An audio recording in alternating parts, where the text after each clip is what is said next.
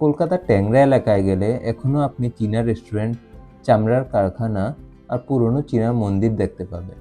কিন্তু প্রশ্ন হলো, চীনারা বাংলায় এলো কিভাবে? আর কেনই বা একসময় কলকাতা ছিল ভারতের সবচেয়ে বড় চাইনিজ কমিউনিটির শহর? নমস্কার বন্ধুরা, আমি প্রীতম আর আপনারা দেখছেন গল্প স্টেশন উইথ প্রীতম।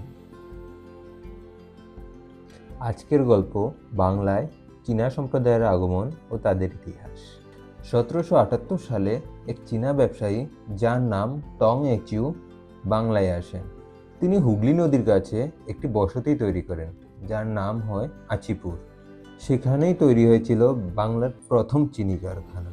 টং আচিউর মৃত্যুর পর তার স্মৃতিতে এক সমাধি এবং চীনা মন্দির তৈরি করা হয়। এই ছোট বসতি থেকেই কলকাতায় গড়ে উঠে বড় চীনা সম্প্রদায়, বিশেষ করে টিরেটা বাজার আর ট্যাংরায়।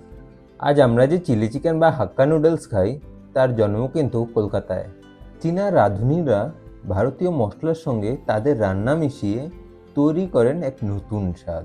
এভাবেই তৈরি হয় ইন্ডিয়ান চাইনিজ কুইজিন। আজ কলকাতায় চীনা মানুষের সংখ্যা অনেক কমে গেছে, তবে তাদের সংস্কৃতি এখনও বেঁচে আছে। বাংলার ইতিহাসে চীনা সম্প্রদায়ের অবদান খুবই গুরুত্বপূর্ণ। তাদের হাত ধরে জন্ম নিয়েছে ভারতের বিখ্যাত চাইনিজ ফুড কালচার। আর আজও কলকাতার অলিতে গলিতে লুকিয়ে আছে সেই ইতিহাস। এই রকম অজানা ইতিহাস আর গল্প জানতে চ্যানেলটি সাবস্ক্রাইব করে রাখুন, কারণ গল্প স্টেশনে প্রতিটি গল্পের পেছনে থাকে একটি অজানা ইতিহাস। আবার দেখা হচ্ছে পরের গল্পে। নমস্কার।